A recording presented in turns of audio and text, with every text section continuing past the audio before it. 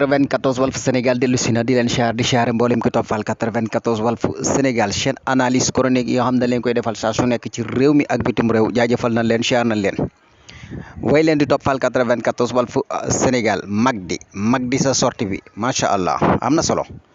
vidéo bi nga def di leeral ci ñi nga xam ne dañ lay topp voilà ndax am na loo xam ne moom bu amee rek am njàngat la voilà da lay wanaat aw yoon waaye ñàkkoon a génn moom wóorul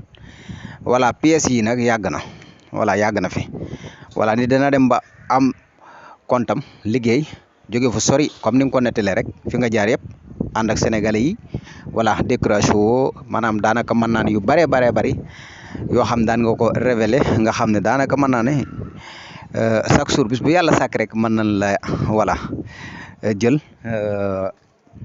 maanaam mën nañ laa jël si ndax yooyu nga daan révélé nit ñi di la ci topp di la bëgg loolu moo taxoon tey ji wax dëgg yàlla nit ñi di la topp nga dem di liggéey ba am foo toll nag voilà te yow da ngaa bokk ci ñi nga xam ne nii da ngay dundal internet xam internet ba pare di bénéfice ci internet te doo wax waxi dof moo tax nit ñi di la topp voilà nit ñi dofatul léegi xam nañ bu baax a baax internet lan moo ko tax a jóg waaye ba léegi rek am na ñu ci réer nekk ay dof voilà ba tey ba fii may waxee yow nii am na ñoo xam ne génn nañ dem ba bitim réew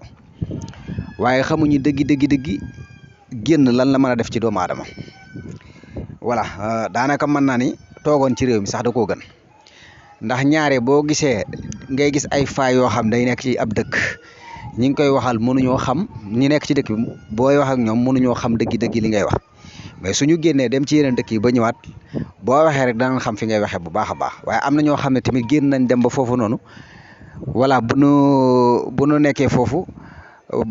buñ leen dee wax daanaka duñ xam li ñuy wax parce que seen génn boobu zéro la amuñu xam-xam amuñu xaalis amuñu dara loolu voilà coow guddi coow bëccëg voilà mais internet jàpp naa ni nit ñi war nañ ko comprendre bu baax a baax surtout nag fii nga xam ne ni fi la internet tolloo voilà Magdi nag sa sortie bi vidéo bi yaakaar naa ni ñëpp danañ ci jot mu nekk wax joo xam ne ni rafet na trop xale nga ndaw nga yaa ngi ci yoon wi di dem sa compte bi yaa ko liggéey ba agsi fii bu la ko kenn yàqal lii nag chaque jour ku mu mën a doon influenceur koo mën a doon rek na nga xam ne lu mel ni mën na laa arrivé parce que tamit am na foo xam boo fa tolloo publicité yi kenn ku ci nekk ak ka lay woo kenn ku ci nekk lam lay proposé voilà pour nga mën a xam li nekk ci biir nag faaw rek nga gëstu ko bu baax a baax ba xam li nekk ci biir parce que suñu compte yi bu ñu ko caaxaane ci sunu xel la ñu liggéey sunu entreprise su bopp mooy sunu xel mi nga xam ne ni moom la ñu sunu borom jox waaye am na ñoo xam bu fekkoon dañ leen a yaakaaroon tey di leen xaar ci maanaam pour liggéey yaakaar naa ne duñ agsi fii ñu agsi kan félicitation ci génn bi parce que suñu mbokk nga da ngaa bokk ak ñun nekk ak ñun ci milieu bi boo génnee def sa sortie coow li bari woon nag kenn ku ci nekk naa Magdi boo génnee wax dëgg yàlla voilà yow ak ay influenceurs yu bari la woon waaye yow lañ ci gën a tànn yow lañ ci gën a voilà parce que tamit suñu borom noonu la chaque jour am na loo xam boo ci nekkee di ci liggéey yaa ak say morom suñu borom yow lay gën mën na laa gën a fësal waaye loolu yëpp ak cant yàlla la yu mel ni bu amee yow rek la ñuy coow voilà fekk am na ñeneen ci nekk félicitation